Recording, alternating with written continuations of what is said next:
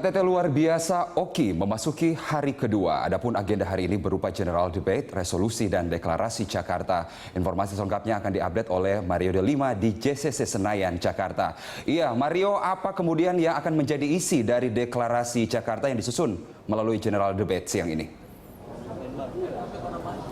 Ya, selamat siang Carlos. Memang isu general debate ini akan membicarakan terkait dengan resolusi Oki dan juga yang kedua adalah deklarasi Jakarta. Perlu saya sampaikan di sini bahwa resolusi Oki itu adalah bentuk dari pesan dasar yang fundamental yang akan diminta oleh Indonesia sebagai penyelenggara dan juga Sekjen Oki dan juga 50 negara Oki beserta 7 negara observer di dalam general debate ini, yaitu tentang dasar apakah satu kesepakatan yaitu mendukung Palestina untuk menjadi negara yang berdiri sendiri.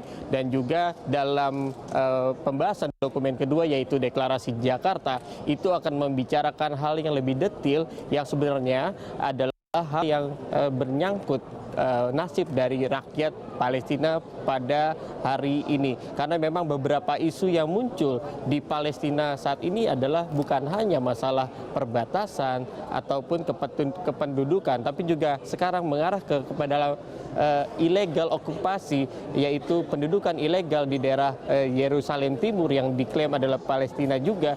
Dan hal tersebut membuat banyaknya isu sosial maupun isu kemiskinan, pendidikan, bahkan kekerasan yang terjadi di sana. Dan hal itulah yang dimaksudkan dalam deklarasi Jakarta agar negara-negara Oki memberikan ketegasan pernyataan sikap dan juga tindakan yang akan dilakukan dalam waktu dekat, karena memang hasil dari KTT luar biasa Oki ini akan dibawa ke dalam KTT Oki yang anual, yaitu yang dilakukan pada bulan depan di Turki nanti.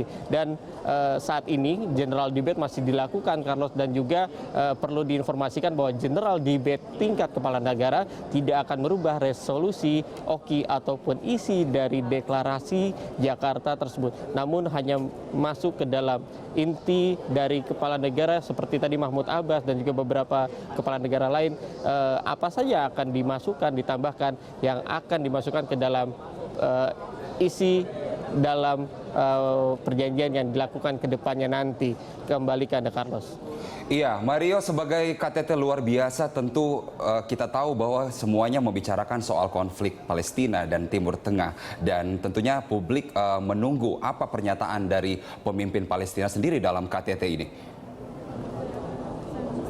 Ya, benar sekali tadi pada kesempatan pertama memang pidato yang dilakukan adalah oleh Presiden Joko Widodo terkait dengan sebagai pemimpin dari opening ceremony tingkatan kepala negara. Dan kesempatan kedua diberikan kepada Palestina yang memang negaranya menjadi isu tersendiri dalam KTT luar biasa Oki ini. Dan tadi Mahmud Abbas mengatakan bahwa konflik yang terjadi di Palestina ini memang adalah konflik okupasi terpanjang menurutnya, yaitu 7 dekade selama ini dan juga masih terus berlangsung sampai saat ini. Dan juga tadi mengapa ia mengatakan kenapa sampai Palestina meminta negara-negara Oki ini melakukan KTT luar biasa Oki yang kelima, karena memang menurutnya saat ini kondisi Palestina sangat jauh dari radar internasional karena memang nasib dari rakyatnya sendiri masih tidak jelas. Ia menjelaskan sedikit terkait dengan isu yang selama ini beredar, yaitu isu kesulitan ibadah di Masjid Al-Aqsa.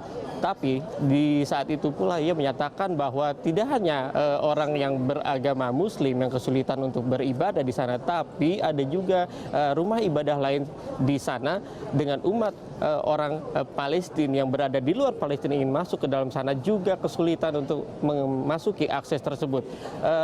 Isu lain juga yang tadi ia jelaskan adalah terkait dengan mengapa ekonomi di Palestina tidak stabil, karena ia secara tidak langsung mengakui adanya perpecahan di dalam Palestina sendiri, sehingga isu politik tersebut membuat investasi di negaranya jadi sulit.